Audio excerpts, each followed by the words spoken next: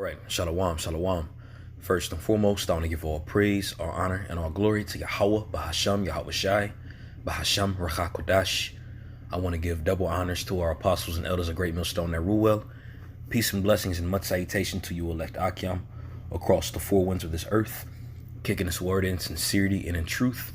All right, I'm coming at you all with another lesson through the Spirit. Lord willing, it's edifying, and this lesson is going to be, there's particular lessons that I do, and I title them Hidden Manna, and was just doing some studying, I just ran across something, and just thought it was interesting that I wanted to just put on wax and share, and I'm pretty sure brothers have gone into this topic as well, but we understand that, hey, this word's being pushed, all right, and just like you have the scriptures that are repetitive, and they might say things in different areas, but it's the same thing. All right, that's how our lessons are. Okay, so this particular lesson right here is going to be going into how Solomon is Yahweh Shai, if you can receive it. All right, and we all bring out different points.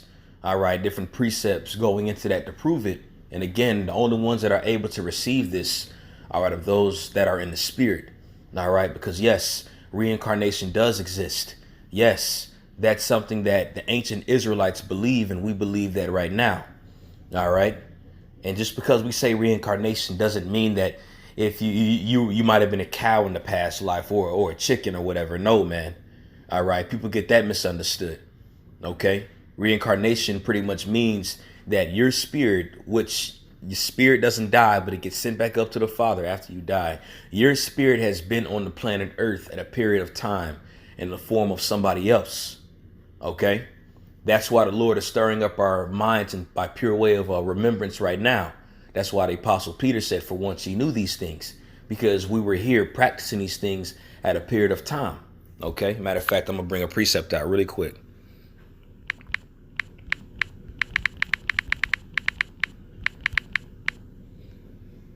All right, hold on. This is 1 Corinthians 14 and 32. It says the spirits of the prophets are subject to the prophets. All right. So if you are a prophet today, more than likely you was a prophet before in the ancient world. All right. And we believe that those prophets, those particular spirits that were set up to be prophets back then, they're prophets today. All right. Just like you had a bunch of wicked Israelites back then. All right. You had wicked Israelites that existed back then, all right, and they're here today as they were appointed, as is written, okay? And I got one more precept to go into that, then I'm going to go into my lesson, all right? Let's see here. This is Revelation 1 and 17, all right? It says, behold, he cometh with clouds, and every eye shall see him, and the him being Yahweh Shai. All right. And they also which pierced him. OK, now this is an end time prophecy.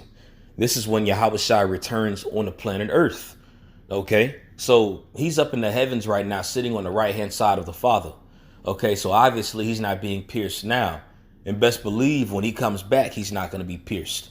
OK, but he was pierced when he was up on that cross. All right. He was pierced. They didn't break his legs. But those Roman soldiers, which were Edomites, they ended up piercing him.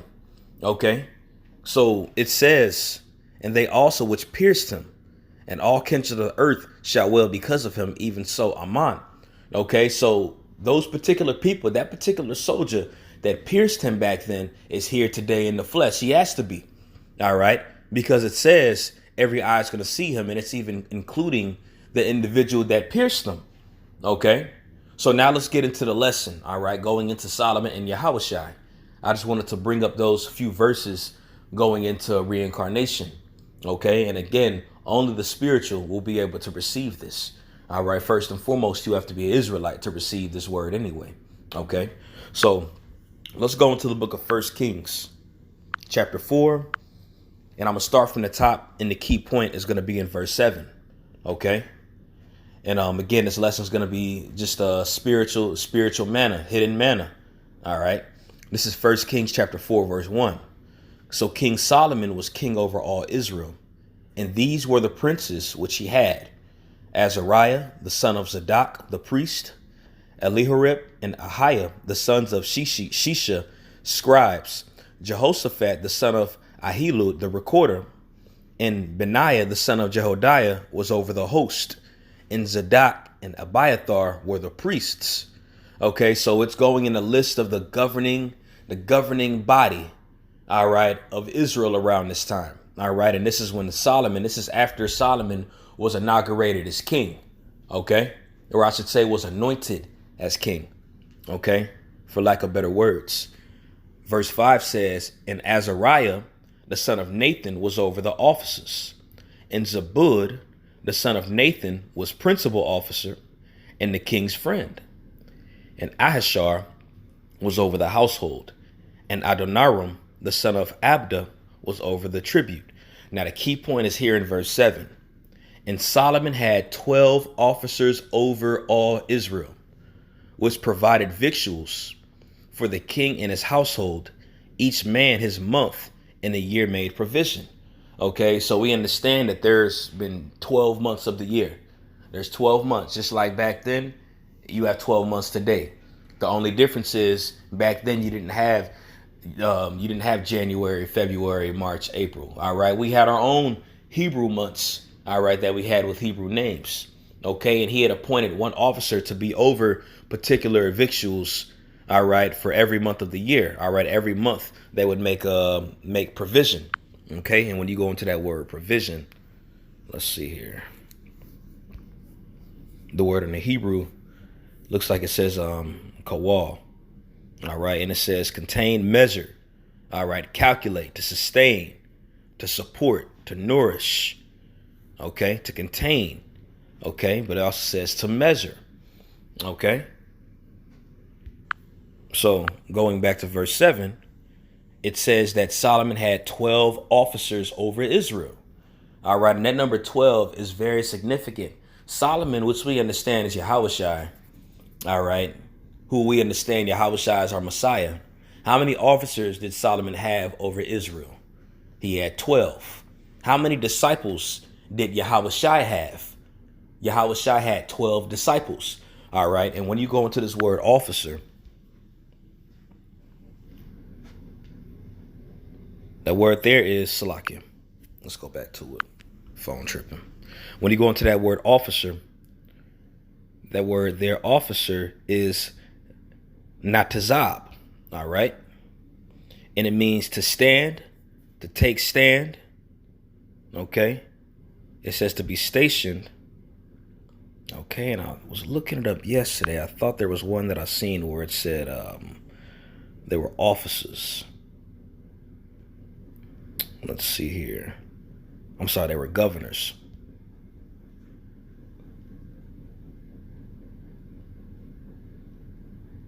They were appointed, deputy, perfected, appointed. Okay.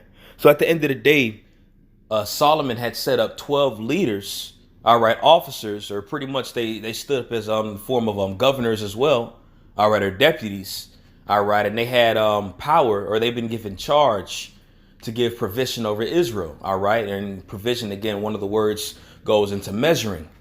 All right. So they had particular duties over the whole nation. All right. Again, they were 12 officers. OK, now I'm going to bring this precept out in the book of Matthew, the 19th chapter. And this is a scripture that most of us should know. All right. But if not, this is it right here. OK, now this is a question that the Apostle Peter had asked Yahushua. Okay, wait a minute, one sec.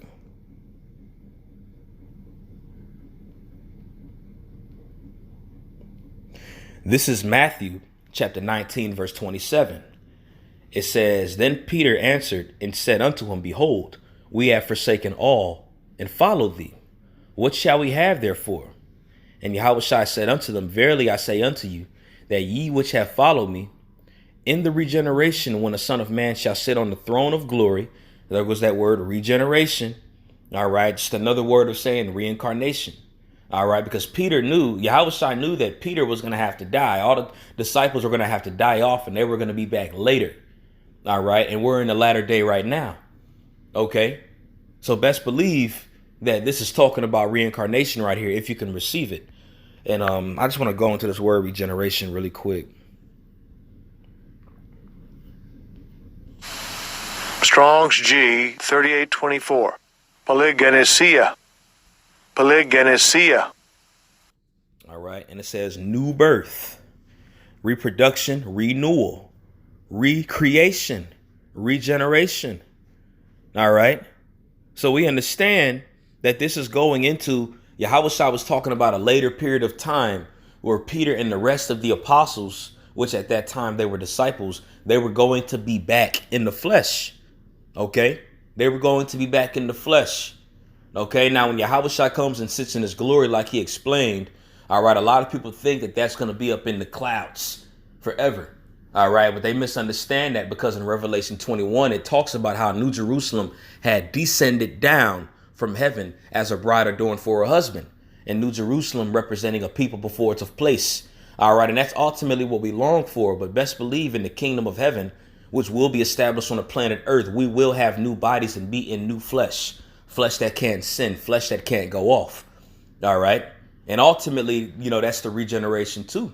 But we're going to be back in the flesh. OK, so going back to this, it says, and Yahushua said unto them, verily I say unto you that ye which have followed me in the regeneration, when the Son of Man shall sit in his throne of his glory, ye also shall sit upon 12 thrones, judging the 12 tribes of Israel. All right. And that's the same thing when Solomon was in power. Solomon set up what? 12 officers. And what did they do? They judged the 12 tribes of Israel. OK, and they had leadership. They had power. They were deputies. They were governors back there around the time in Kings. All right. So there's nothing new under the sun, just like it says in Ecclesiastes. All right. Matter of fact, let's see here.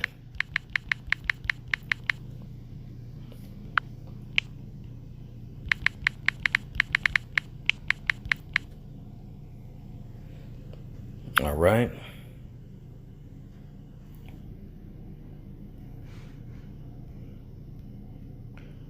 This is Ecclesiastes 1:7. All right. I'm sorry. I'm going to start at verse not 1:7. This is Ecclesiastes 1:9. The thing that hath been, it is that which shall be. And that which is done is that which shall be done. And who is speaking right here? By the way, who was speaking this? Who was the author of this? King Solomon. All right. And there is no new thing under the sun. Is there anything whereof it may be said, see, this is new? It hath been already of old time, which was before us. There is no remembrance of former things, neither shall be any remembrance of things that are to come with those that shall come after. Okay, so we understand that, let's say, for example, whoever you were in the spirit back then, whether you was a cupbearer to the king, all right, whether you was a farmer, whatever the case is, you're not going to have remember of that. Just like right now in this day, if we are of the elect, we don't know who we are. We don't know what role we're going to have in the kingdom. We don't know what seat that we're going to sit on. We don't know how high our seat is or how low our seat's going to be. We don't know. Just like the ancient prophets that were living back then, they didn't have understanding of who they were going to be to come back to later. They didn't have understanding on that. Everything was set for its appointed time. All right. But going to the point, it says there was nothing new that was under the sun, the thing that hath been, which it shall be. All right. So Solomon had 12 officers when his rulership was being set up, and they had governed, all right, and ruled Israel. All right. And every month they had their own provision. All right. They were given the job to measure Israel. OK, and not number Israel, but, they were given the job of measurement, as it says for that word provision. All right. Hey, and just like in the kingdom to come, Yahushua said these men were going to sit on 12 thrones. All right. So best believe Yahushua's apostles are going to be back in that rulership seat. And they're going to be the first 12 to rule over the rest of the 144,000, which, yes, they are included in the 144,000. But that's going to be the ruling body that's going to rule over the 144,000, if that makes sense. All right. There's still going to be rulers. There's still going to be order even within the elect. I was talking to one of the beloved brothers a few months ago, the brother Dawada from California, and we was having a beautiful conversation. And the brother made the statement saying you still have a elect within the elect. All right, because hey, even Apostle Tahar believes that the 144,000 are sealed right now. All right, but they're still floating around out there somewhere, but they're sealed. Okay, but you have men that have understanding right now that believe, and the rest of the elect might not have just fully just woken up yet. All right, so you have a particular portion of the elect, all right, set aside of the rest of the elect. All right, now don't get it twisted. The 144,000 are going to be the governing body, the ruling body. Okay, but you still have men that are going to, again, you have seats that are going to be in order in the kingdom. Okay, the 12 apostles aren't going to be on the same level as the rest of the 144,000.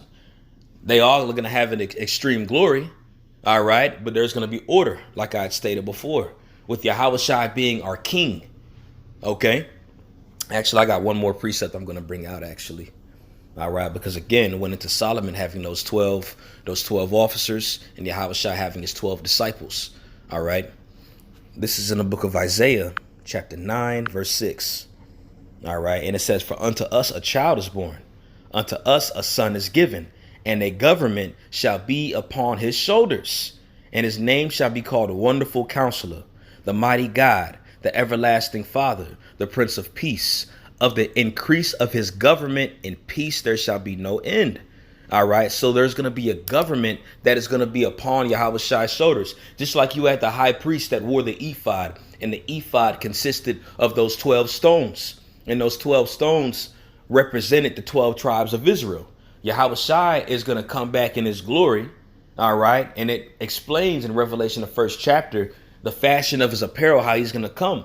And Yahweh is going to come with that ephod, but ultimately he's going to bear the nation under him. All right, and he's going to be head over that government, which is going to be led by the 12. All right, and the rest of the 144,000. Okay, so I'm going to end the lesson off on that. Lord willing, it was edifying. I want to give all praise, honor, and glory to Yahweh, Bahashem, Yahushai, Bahashem, Rakakwadash. I want to give double honors to our apostles and our elders, the great millstone that rule well.